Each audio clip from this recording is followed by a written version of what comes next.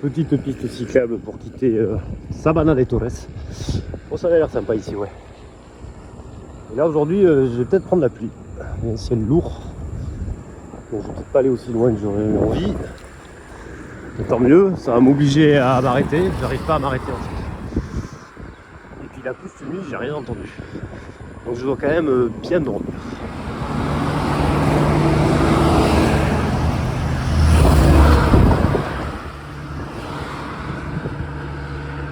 C'est une route assez fréquentée.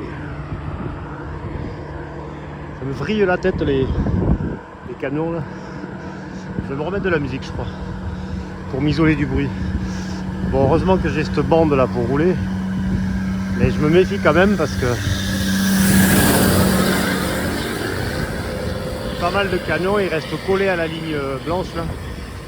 Finalement ils te passent pas loin quand même, ouais. Un petit effet d'aspiration quand ça va vite.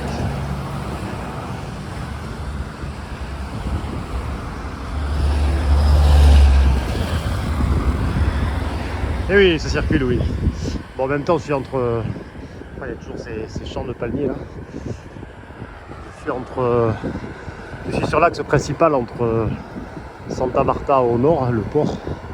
Enfin, au niveau de l'accès à l'Atlantique. Je sais pas si Santa Marta c'est un port, c'est peut-être plutôt Barranquilla ou Carthagène. Et Bogota, donc forcément, il y a de la marchandise qui circule. Medellín, 411.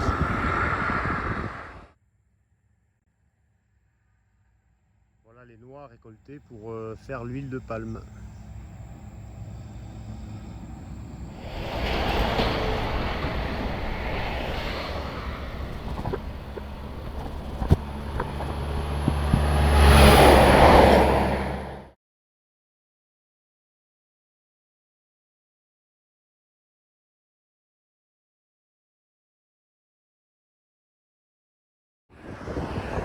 Bon ben voilà, hein, sur la route. Alors là ça me fait exactement comme toujours quand je fais du vélo.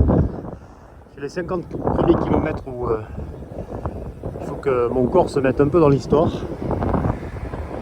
Et autant c'est le moment où il comprend que de toute façon il va pas avoir le choix.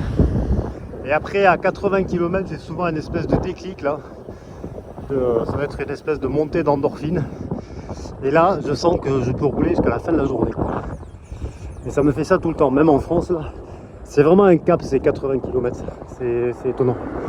Hop, je m'en rends un peu. Bon après c'est de la route là qui demande bien de la concentration.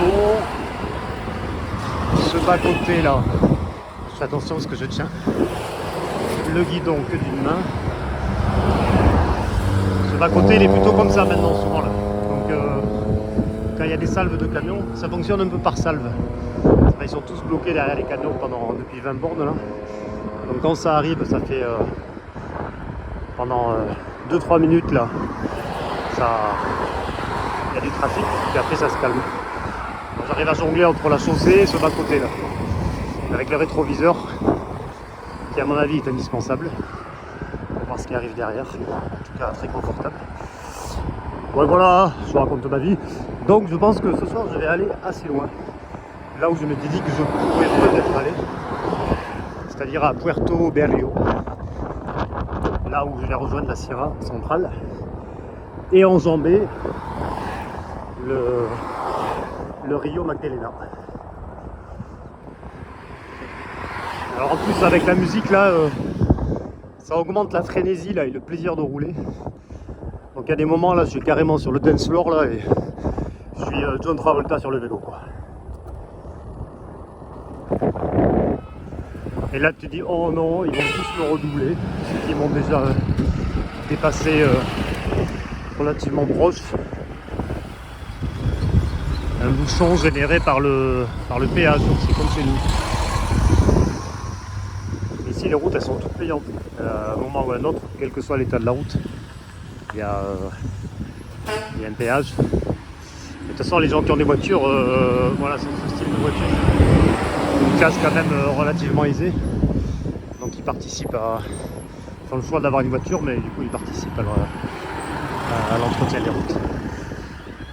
Après tu te dis avec tout l'argent qui est généré par l'huile de palme et le charbon, et aussi un peu le pétrole, il doit quand même y avoir des sacrées magouilles pour que ce pays puisse pas s'équiper de routes en meilleur état. Ah mais c'est bien là, cette espèce de bardeau qui roule à 200 en essayant de se doubler les uns les autres là, qui me passe au ras des chaussettes. Il faut arrêter, oui, un peu de temps en temps. Et oui, j'ai ma première crevaison, oui. Bon, j'ai de la chance, ça c'est à force de rouler sur le bas-côté, il y a du verre de temps en temps, ou des éclats de pneus, de ferraille.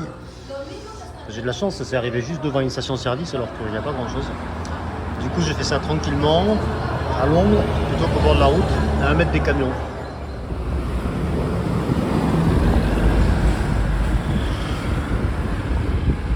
Allez les camions, partez tous vers Bogota, oui, c'est bien. Je vais à Medellín. C'est parti pour de nouvelles aventures. Bon, là je serre un peu les fesses parce que je me suis aperçu en voulant mettre une rustine que ma colle est complètement daubée, passée. Pourtant elle est neuve, j'avais bien justement changé par un tube neuf avant de partir. Donc elle colle plus, et, malgré tout en laissant le temps de séchage adéquat, etc. Je m'en étais déjà aperçu un peu en voulant mettre une rustine sur ma sacoche, mais j'avais inculpé le matériel de la sacoche qui ne devait pas être adapté pour ce col. Et du coup là je serre un peu les fesses parce que j'ai mis ma chambre à air neuve. Il ne faut pas que je recrève quoi. Bon, après je vais pas très loin. Il me reste 25 km à faire.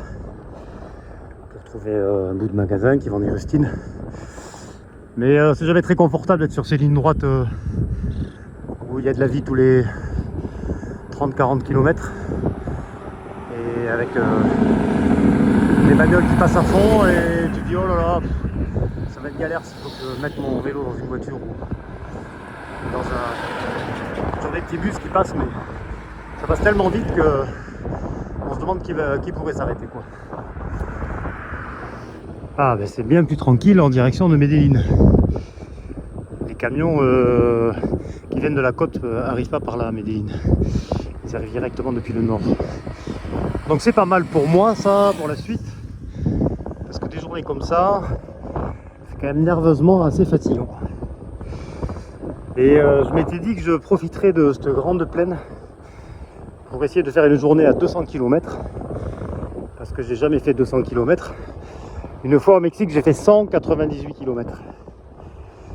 Mais ben ça colle pas en fait entre les distances qu'il y a entre les villes ou les villages pour dormir. Ça colle pas. Mais aujourd'hui, ça aurait été une bonne journée parce que j'en suis à 160. Et là, je ferai 40, encore 40, je pense, sur de la route comme ça, sans trop de soucis. Eh ben, ce sera pour une autre fois.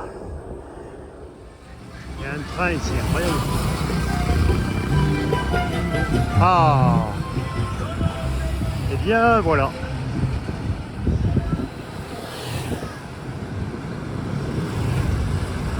Le Rio Magdalena, profil.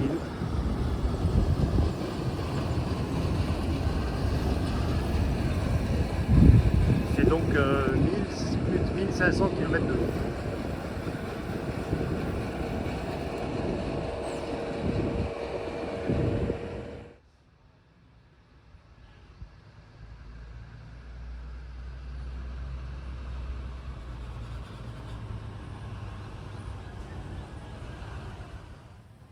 Si je comprends bien, c'est le service de transport pour traverser le pont avec une moto qui pousse un chariot. Un peu d'huile sur les roues.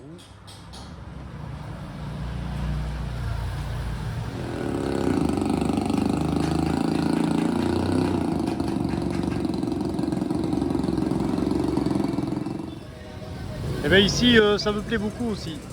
Ça fait 1h30 que je suis là à manger des fruits et boire du café et manger des pâtisseries. Et j'ai que des gens gentils. Je me suis pointé à un hôtel par hasard. Quand un gamin m'a dit ah, faut aller à cet hôtel, je m'y suis pointé par hasard. Et le gars au début il m'a dit que c'était 90 000 la nuit. J'ai dit oh ça me fait un peu cher, je cherche moins cher. Et puis on a discuté un peu, il m'a dit bon je te fais la nuit à 40 000. J'ai dit bah très bien, c'est le prix que je paye un peu généralement. Bon ben là j'ai un appartement pour 40 000 pesos. 40 000 ça fait ouais, 9 euros à peu près. Incroyable, il est trop gentil le gars. Parce que le prix officiel marqué à l'entrée c'est 90 000 oui. Et en plus j'ai la piscine devant la porte quoi. Non mais tout va bien, je me la pète ouais. Bon je crois que je suis pas mal pour me reposer demain ici.